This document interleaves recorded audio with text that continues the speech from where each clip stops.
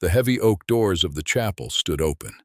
Inside, the scent of lilies and beeswax candles filled the air. Eleanor stood at the end of the aisle, her simple gown a whisper of linen against the cold stone. Her heart was a drumbeat of pure joy. She looked at Thomas, waiting for her. His smile was her entire world. The bishop cleared his throat, ready to begin the sacred vows. Then, a voice cut through the holy silence. It was the voice of His Grace, the Duke of Westmoreland, Thomas's father. It was not a blessing. It was a decree, cold and final. Stop this farce at once. The congregation froze. Eleanor's breath caught in her chest. Thomas turned, his face pale with confusion. The Duke's boots echoed on the stone as he strode forward. He did not look at his son. His gaze, full of icy contempt, was fixed only on Eleanor. He pointed a gloved finger toward the open doors, toward the gray street beyond. "You will remove this creature from my sight," he commanded, his voice dripping with disdain. "She is nothing. She is less than nothing. A beggar's foundling with no name and no honor. She will not pollute my family's lineage. Get her out." Eleanor's world dissolved. The flowers, the candles, Thomas's loving face, all of it blurred. Two footmen stepped forward, their grips impersonal and firm on her arms. They did not meet her eyes. They simply obeyed. They pulled her back, away from the altar, away from her future. The beautiful gown whispered against the rough floor as they dragged her. She was cast through the chapel doors. The heavy wood slammed shut behind her with a sound of finality. She stood alone on the cobblestones, the cold rain beginning to fall. The wedding bells above remained utterly, cruelly silent. To understand the depth of the cruelty, you must first know the purity it destroyed. Eleanor was raised not in a castle, but in a small stone cottage at the edge of the village. Her parents, Martha and Elias, were the keepers of the church. They mended the pews, polished the silver, and arranged the wildflowers for the altar. They had found Eleanor as a babe, wrapped in a simple woolen shawl, left on the church steps one bitter December morning. They took her in as their own, a gift from God. Eleanor's world was one of simple grace. She learned to read by candlelight from the family Bible. Her hands were skilled at sewing and baking, her heart quick to comfort any soul in distress. She would bring broth to the sick and sit with the lonely elderly of the parish. Her faith was not a Sunday ritual. It was the very air she breathed. She saw God's hand in every sunrise, in every act of kindness. She met Thomas not at a grand ball, but in the village square. His carriage wheel had broken. While his driver fretted, Thomas himself tried to help. Eleanor, passing by with a basket of herbs, offered a practical suggestion. She spoke to him not as a future duke, but as a man in need of aid. He was captivated by her gentle wisdom, by the light in her eyes that spoke of a rich inner world. Their courtship was a secret treasure of stolen conversations by the river and shared smiles after Sunday service. He loved her for her soul. She loved him for his. She believed, with every fiber of her being, that God had woven their paths together. She saw their union not as a social assent, but as a divine blessing. Her humility was her greatest beauty, and it was this very humility that the Duke mistook for worthlessness. The days that followed were a blur of gray despair. Eleanor returned to the cottage, shattered. Martha held her weeping daughter, her own heart breaking. Elias sat in stony silence, his work-worn hands clenched in powerless fury. The village buzzed with the scandal. Whispers followed Eleanor everywhere. She was the girl who dared to dream above her station. She was the fool who thought a duke's son could marry a nobody. Thomas tried to reach her. A letter arrived, sealed with his crest. It spoke of his love, of his defiance, but it was intercepted by the duke's chamberlain. The next day, a different letter came. It was on the duke's official parchment. The words were few and brutal. It stated that if Thomas attempted any further contact, if he disobeyed his father's will, the consequences would be severe. The duke would cut him off entirely. He would be disinherited. He would be cast out with nothing, not even his name. Eleanor read the copy sent to her cottage. She understood the terrible choice. She loved Thomas too much to let him lose everything for her sake. Her faith was tested in that dark hour. She knelt by her narrow bed, her tears soaking the rough linen. She looked at the small wooden cross on the wall. "Lord," she whispered, her voice raw with pain, "I do not understand your plan, but I trust you. I release him. I release my dream." It was the most painful prayer of her life. She sent no reply. She simply retreated further into silence, bearing the weight of her anonymous birth like a crown of thorns. She believed her story was over, but God was just beginning to write it. Winter settled over the county with a bitter chill. Eleanor moved through her days like a ghost. She performed her chores, tended to the church, and smiled gently at those who offered pity. But the light in her eyes had dimmed. It was during the deepest part of that cold season that a sickness swept through the village. It took the old and the weak. Among its victims was the elderly governess to the Duke's own household, a woman named Mrs. Bird. The Duke's manor, for all its wealth, was not spared. His youngest daughter, a child of just 8 years, fell gravely ill. The physicians shook their heads. The household was shrouded in fear. When news of the child's suffering reached the cottage, Martha looked at Eleanor, who was stirring a pot of healing broth for a sick neighbor. Without a word, Eleanor ladled some into a small clay jar. She wrapped her shawl tightly around her shoulders. She walked to the great manor, not to the front door, but to the servants' entrance. She asked to see the housekeeper. When the weary woman appeared, Eleanor simply held out the jar. "It is a broth of thyme and honey," she said softly, "for the child's throat. It will bring no harm, only comfort."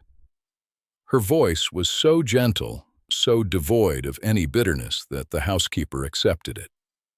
That small act of mercy from the very girl the Duke had ruined became a secret balm in the house. The child's fever broke 2 days later. No one credited Eleanor, but God saw, and in that quiet act of unconditional kindness, a tiny ember of hope was fanned back to life in Eleanor's own soul. With the spring came not renewal, but a final, calculated blow. The Duke decided to formally secure his lineage. He arranged a magnificent ball at the manor, a celebration to announce Thomas's betrothal to the daughter of a neighboring marquess. The entire county was invited. Every noble family, every merchant of note received an engraved invitation. And, in a move of unparalleled cruelty, an invitation was also delivered to the church cottage. It was not an oversight. It was a weapon. Eleanor held the heavy parchment, her hands trembling. It was a command to witness her own complete erasure. Her parents begged her not to go, but something stirred within her, a quiet defiance born of faith. "I will go," she said, her voice steady. "I have nothing left to fear." The night of the ball, she arrived in her simple church dress, a stark shadow among the silks and jewels. The Duke saw her immediately. A smirk touched his lips. He raised a hand for silence. The music stopped. All eyes turned to him, then to the solitary figure by the door. "Ah," he boomed, his voice carrying across the grand hall. "Even the humblest of our parish has come to offer their congratulations." The crowd tittered. He walked toward her, his gaze a public scourge. "You see, girl, this is your place, to watch from the shadows, to understand that you are, and always will be, nothing." He turned his back on her, a final dismissal. The humiliation was absolute. But as Eleanor stood there, bearing the weight of 100 scornful stares, she felt not shame, but a strange, solid peace. And in that moment, a forgotten guest at the back of the hall, an elderly earl who had been traveling for many years, leaned forward. He squinted his eyes. His breath caught in his throat. Eleanor fled the glittering ballroom. The sound of resumed music and laughter chased her like a taunt. She did not run to the cottage. She ran to the only place that had ever felt like a true home. She pushed open the heavy church door and stumbled into the dark, silent nave. The moonlight streamed through the stained glass, painting the stones in shades of sorrow. She fell to her knees before the altar, where she had once stood full of hope. The dam within her finally broke. Her prayer was not whispered. It was a raw, aching cry that echoed in the sacred space. "Oh God, my Father," she wept, her voice shattered. "Do you see me? Do you see this pain? I am so lost. I feel like that child left on the steps, unwanted and unnamed. They say I am nothing. In my darkest hour, it is so hard not to believe them. Where are you? I have tried to be faithful. I have tried to be kind. I have loved, and I have forgiven. But my strength is gone. My heart is broken into dust. I have nothing left to give. I am empty. If you are there, if you have a purpose for this suffering, please reveal it now. I cannot bear this alone. Show me who I am, not in the eyes of a duke, but in your eyes. Am I your child? Tell me I belong to someone. Tell me I have a name in your heart. Please, God, I am holding on to you with my last breath." She collapsed forward, her forehead pressed to the cold stone floor. Her tears pooled beneath her. In that total surrender, in that absolute emptiness, a profound stillness settled over the church. It was a silence that was not empty, but full. It was the silence before a miracle. The elderly Earl of Northridge moved with a sudden urgency that belied his years. He pushed through the crowd in the ballroom, his eyes fixed not on the Duke, but on the doors through which Eleanor had vanished. He found his carriage and ordered his driver to the village church. His heart hammered against his ribs. He entered the sacred space and saw her, a figure of profound grief at the altar. He approached slowly, his footsteps soft on the stone. "Child," he said, his voice gentle yet trembling with emotion. Eleanor looked up, her face streaked with tears. She did not recognize him. He knelt beside her, his aged eyes searching her features with an intensity that was almost painful. "Forgive an old man his staring," he whispered, "but I must ask you a question of the utmost importance, a question I have carried for 19 years. He paused, gathering his courage. "When you were found, was there anything with you? Any token, any marking?" Eleanor, confused, nodded slowly. "A small medallion," she breathed, "on a faded blue ribbon. It bears a strange crest. My mother, Martha, she kept it safe for me." The Earl closed his eyes, a tear tracing the lines of his face. "A crest of a phoenix rising from a crown of thorns," he stated, on his voice barely audible. It was not a question. Eleanor could only stare.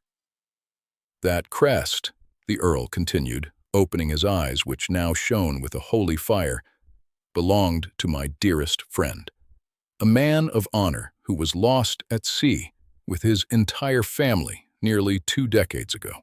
His wife, his infant daughter, were presumed dead, but the body of the child was never found. He reached out a trembling hand. The man was not merely a noble. He was the royal Duke of Ainsley, the king's own cousin, and you, my dear girl, bear his likeness in every feature. God has not forgotten you. He has been preparing you, and now he is calling you home.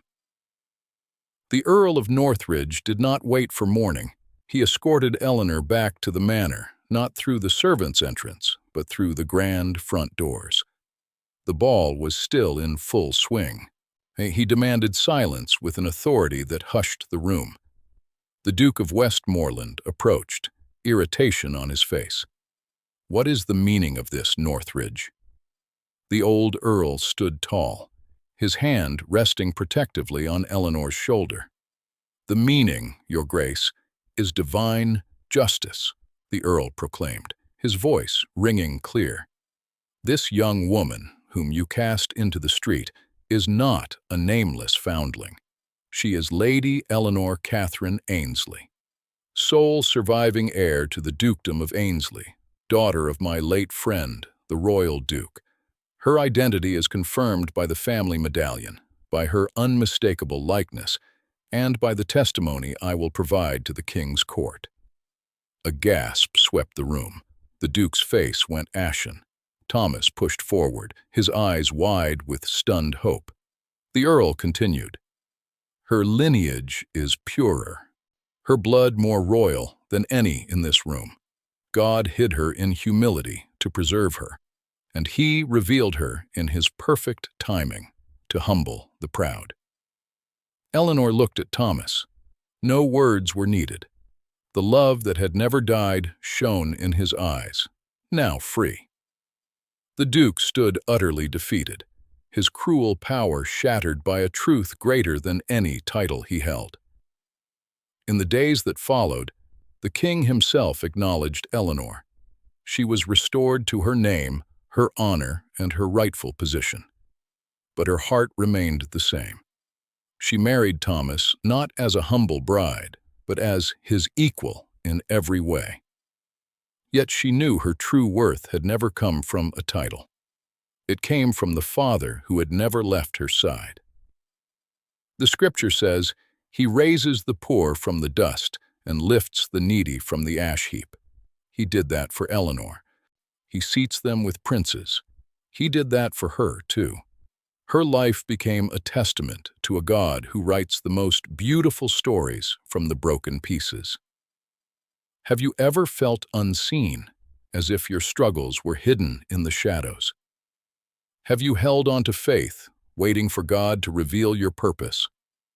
Share your story of waiting and revelation in the comments below. And tell me where in the world you are watching from today. If this story of hidden identity and divine restoration touched your heart, please subscribe to Faith and Miracles and leave your like below.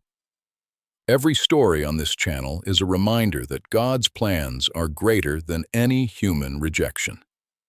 New stories of hope and heavenly intervention arrive every single week, only for those who believe.